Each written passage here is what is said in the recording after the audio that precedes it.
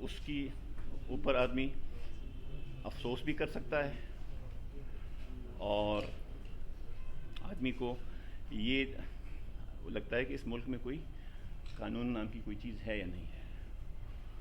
وہ الگ بات ہے کہ ان سب کارروائیوں سے اگر سیاسی طور پہ دیکھیں تو نقصان ان لوگوں کو ہی ہوا ہے جنہوں نے یہ سارے اقدامات کیے ہیں۔ خان صاحب کا ٹرائل جیل میں ہوتا ہے،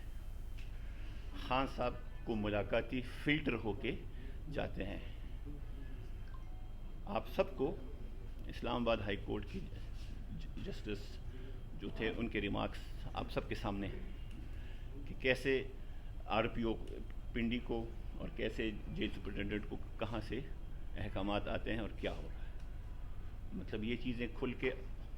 سامنے آ رہی ہیں، لیکن اس سارے کے سارے تناظر میں ہمارا جو سب سے بڑا کنسرن ہے وہ یہ ہے کہ ہمیں یہ لگتا ہے کہ خان صاحب کی جان کو خطرہ ہے۔ اور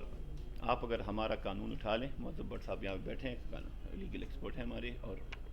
سینئر جو وکیل ہے خیبر پختونخوا کے، جس طرح کی پبلکلی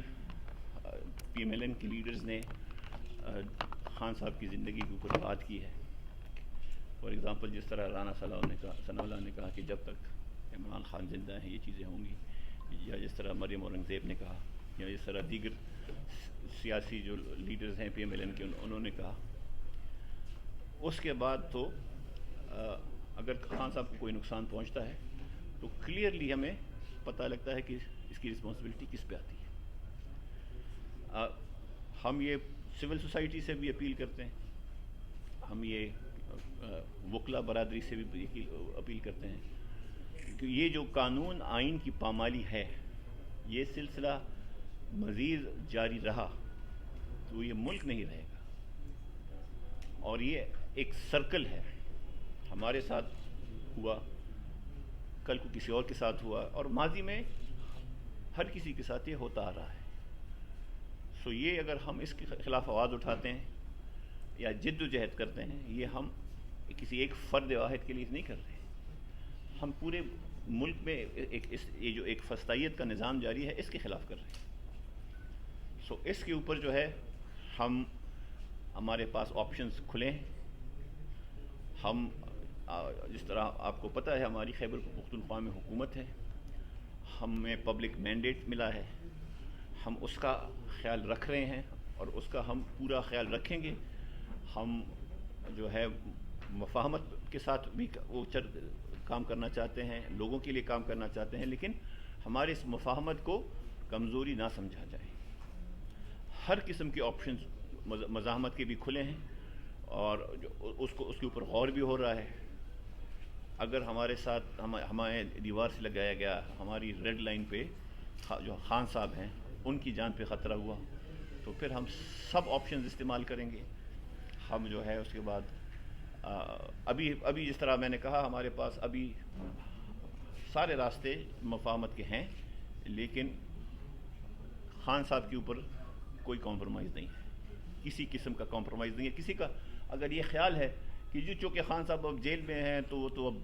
-1 ہو گئے اور چلیں جی آپ یہاں حکومت کریں اور یہاں آپ پارلیمنٹ میں کام کریں اور یہاں وہ کریں، یہ قابل قبول نہیں ہے۔ تحریک انصاف اور عمران خان لازم اور ملزوم ہے۔ عمران خان کے بغیر تحریک انصاف نہیں، اور تحریک انصاف کے بغیر عمران خان نہیں۔ سو یہ کہنا کہ جی -1 اور -1 والا اگر کوئی آپشن ہے تو وہ عوام فیصلہ کرے گی، وہ کوئی مخصوص ٹولہ نہیں کرے گا فیصلہ کہ یہ مائنس ہے اور یہ پلس ہے۔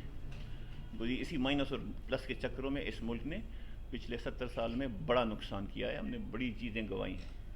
اسی مائنس اور پلس کے سلسلے میں۔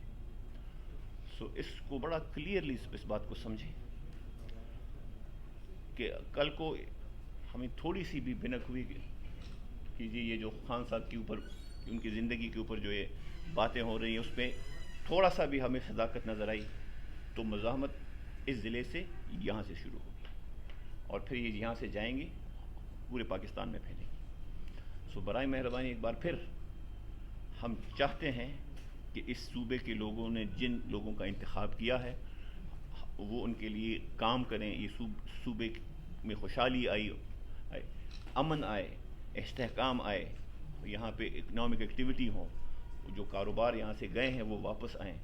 وہ جو بے یقینی یہاں پہ ہے وہ دوبارہ بحال ہو، لیکن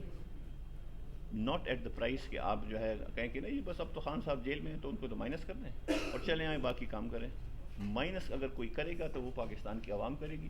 کوئی شخص، کوئی جماعت، کوئی ادارہ، کوئی گروپ، کوئی نہیں کرے گا۔ سو آخر دوبارہ